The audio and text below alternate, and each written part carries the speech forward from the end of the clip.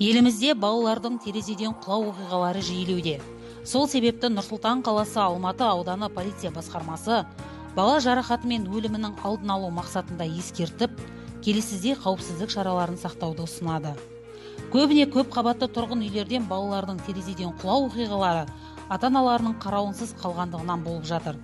Үйде балалар болған жағдайда терезені ашық қалдырмау және барлық жиһаздар бала терезеге шыға алмайтындай терезе жанынан алып тастау қажет. Сонымен қатар, терезе жақтауында орналасқан шыбын-шіркей торына сенбеңіз. Олар терезеден баланың құлауынан сақтай алмайды.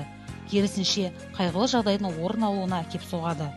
Балалар өз бетінше терезені ашып алмау үшін терезеге арнайы бекіткіш орнатқаныңыз абзал.